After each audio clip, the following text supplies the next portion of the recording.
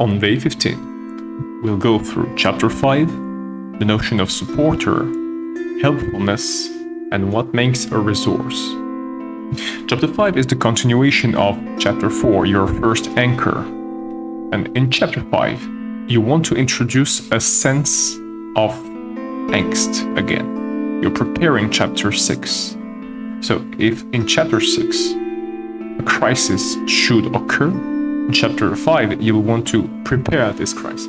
Now, preparing this crisis does not necessarily mean posing more trouble to your characters.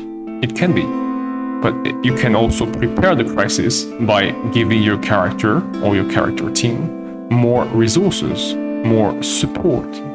Therefore, you may want to introduce a new supporter character or make an existing character support your team. Remember, the same logic applies to your antagonist. In order to qualify these new characters of supporter, you have to determine their helpfulness, their usefulness to some degree. Characters are helpful if they are willing to help, if they are focused on helping. That's the first and most important criterion. Finally, you apply this definition, this concept, to other kind of resources, not only human resources. And you want to define a resource as something which can be used, which can be helpful. Chapter 5 is a straightforward chapter, and you want to focus only on two main points while writing it. First one is to introduce your new character. So in scene 1, you may want to introduce this new character, or again, this returning character, but with new traits, and show her relationship with her environment. If it's a really new environment, a really different environment, you may want to introduce a new behavior trait of this character. You may also want to introduce a new fringe of her goal and how this goal will allow her to align on your team, on your protagonist's team. Scene 2 follows the same logic. This character may have now changed of alignment. She may have new quirks. She may have new features, new behavior traits. What are they? And how will they be useful to your protagonist, to your protagonist's team, to the achievement of the goal? And then show the stakes. How will the protagonist help this character? How will the protagonist entice her to join her team? Same logic for the antagonist. If the antagonist is recruiting, show how the antagonist can help this new character, can entice her to join her side. Finally, in scene 3, you want to introduce your future antagonist, your second antagonist, your menace. So in the threat paragraph, as these 4 elements are paragraph, in the threat paragraph, you want to introduce this new antagonist, or this returning antagonist, this transformed antagonist.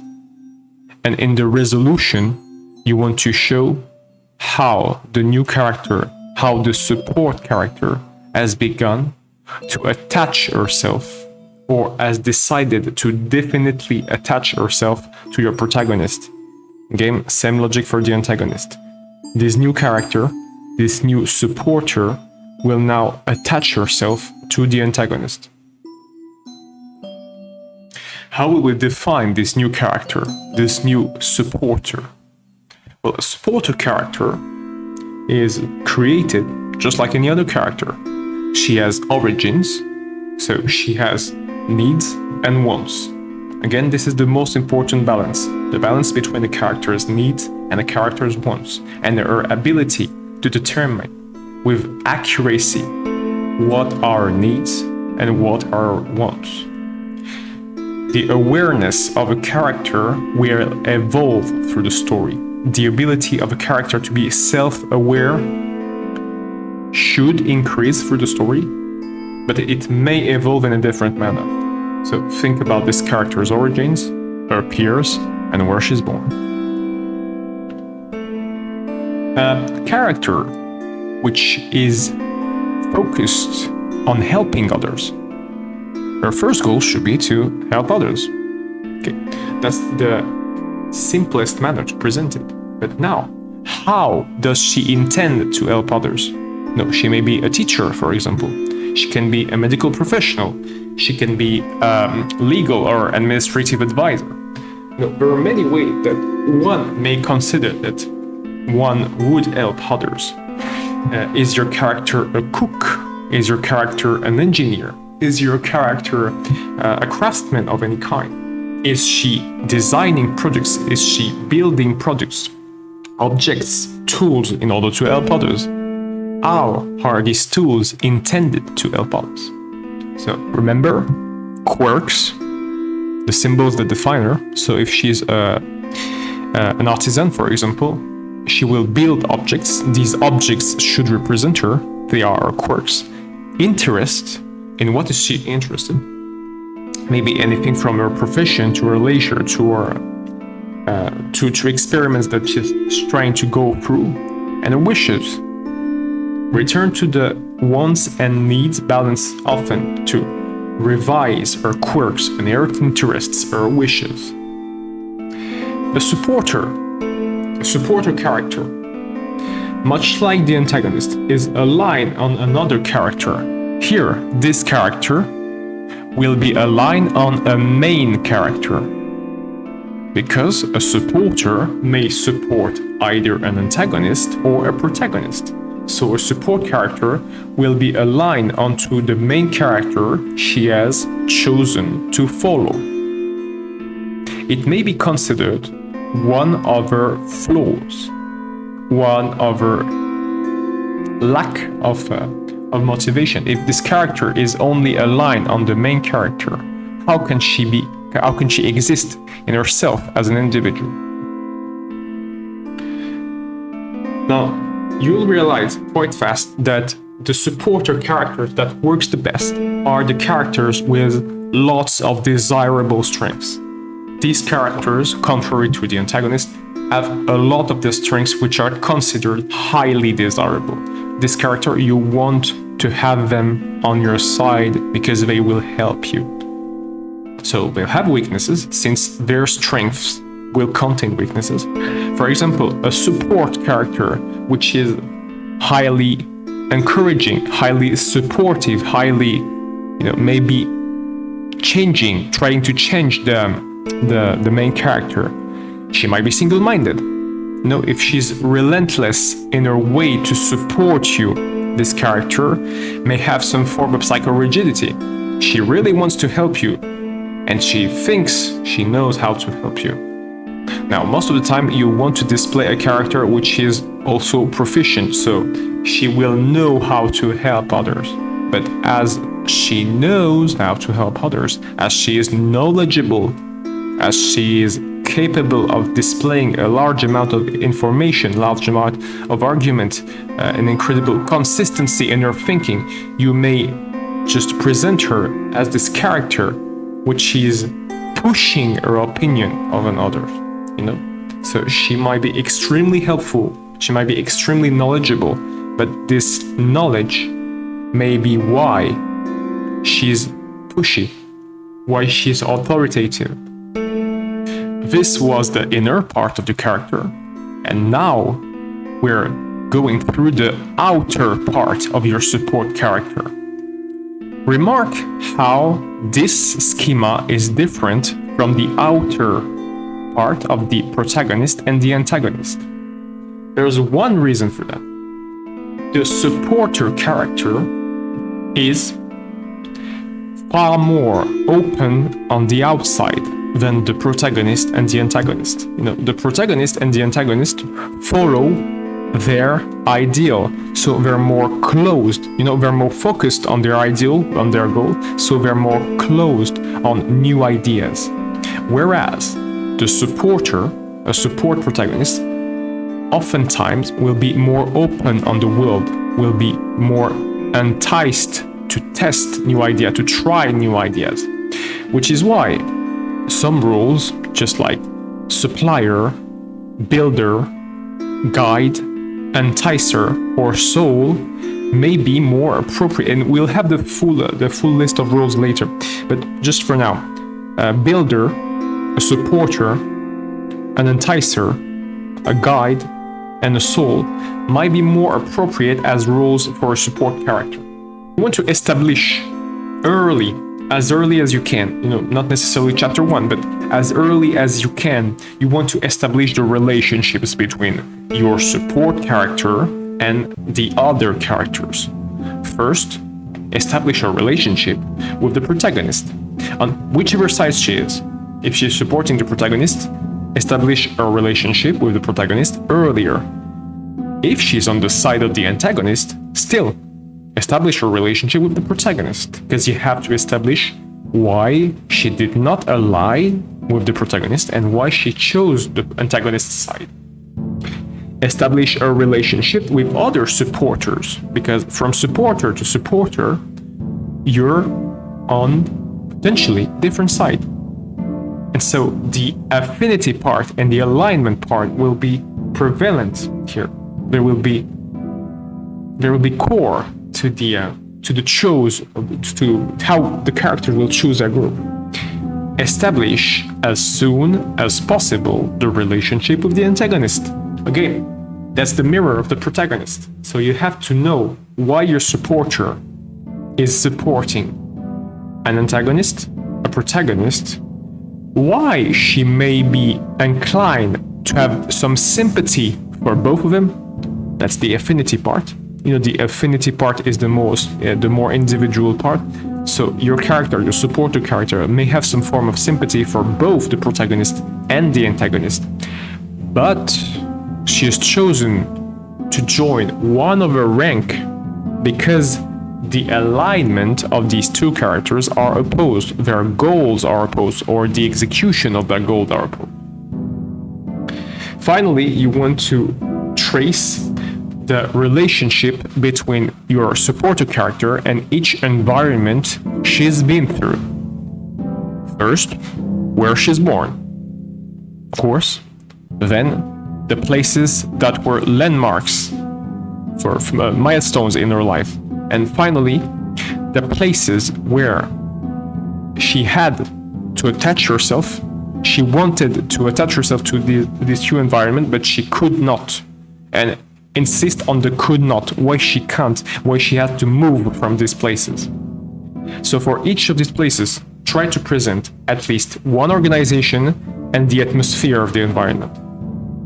And when we say try to present one of the organizations, it doesn't have to be a different organization every time, because in your world, they may be things like monopolies or oligopolies, and one organization may hold on multiple environments. So just present who are the stakeholders in each environment and what's the atmosphere in order to determine affinity and alignment. Now we know what's a support character, what is a supporter, but there's a difference with what makes a character supportive. A supporter is a function. These type of characters are meant to support others, are meant to pick a side and support this side. But being supportive only means that a character wants to help another character, or wants to help an organization, or wants to support a cause or an ideal. So any of your character will show some side of supportiness. It may be your protagonist, your antagonist, or even your threat, your menace. A supportive character is defined first and foremost by her focus on helping. First, she has to help herself, because if she can't help herself, she can't help others. So the characters have to balance her own existence. And that's the paradoxical part, because most of the time, for most helpful characters, They'll want to help others first, and so there will be some form of asymmetry. They will not, or they may not, take care of themselves enough. And that's where the story may become more interesting. Show that your character is not taking care of herself enough and too much of others. Show it through crisis, for example, because that's the discrepancy here. The frustration factor here may be the main cause of one of your crises, maybe your biggest crisis. For example, one of your support may be fed up with helping your protagonists or your antagonists, because either of them is the same rule.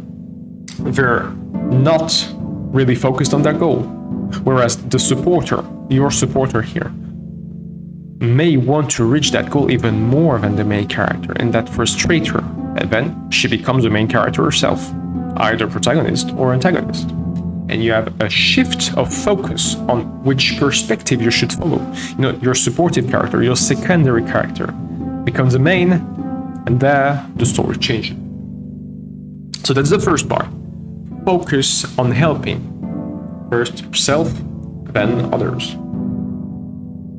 Then a supportive character should be, well, skillful to some degree. You know, she doesn't have to be the most skillful character in the team, but she has to display a will to become better, to acquire new skills, according to the situation, according to the crisis, according to the new needs of the team. So make a typology of the types of skills your team will need, your story will need, your organizations will need. Because either your character team, your organization, or your story will need a certain set of skills. So make a typology of these skills. Then determine how your character are supposed to use their skills. And how they're supposed to use the skills is really easy to implement. You know, you have 3 crises in your story, or you have issues in every chapter. A problem, a solution. You can find a solution if you have this set of skill. If you haven't, you can't. So the proficiency factor is core here as well, in terms of developing a supportive character. Then you want to go through the affect part. So the affinity of 2 characters is determined by their peers, their interests, and their behavior traits. So 2 characters may have a degree of affinity, which is high if they share the same peers, for example, the same interests, or the same behavior, or any combination of these 3 factors. So affinity is the individual part. It's what makes 2 characters maybe enjoy each other, maybe respect each other, maybe want to develop a relationship. Whereas the alignment part is the collective factor. And alignment here will be linked very highly to the goal of every character. The alignment of a character is very often determined by that goal. Another thing that will determine the alignment of 2 characters is the organization they're part of. So why did I put organization here first? Because in your story, in the story you're writing, you will not always have things that look like organization. But what's an organization?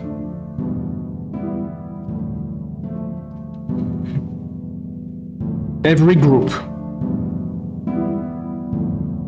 every species,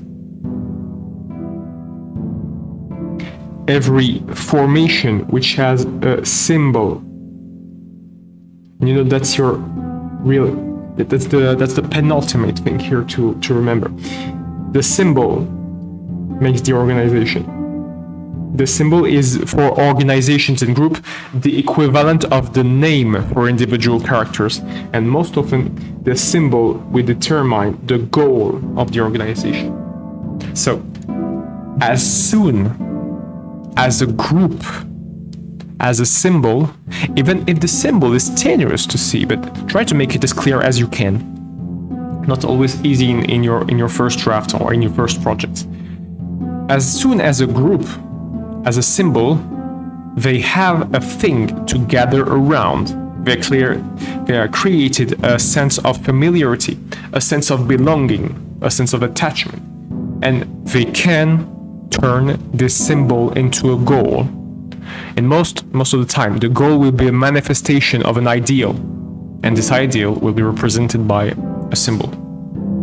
So supportive character have to take care of a balance of two things.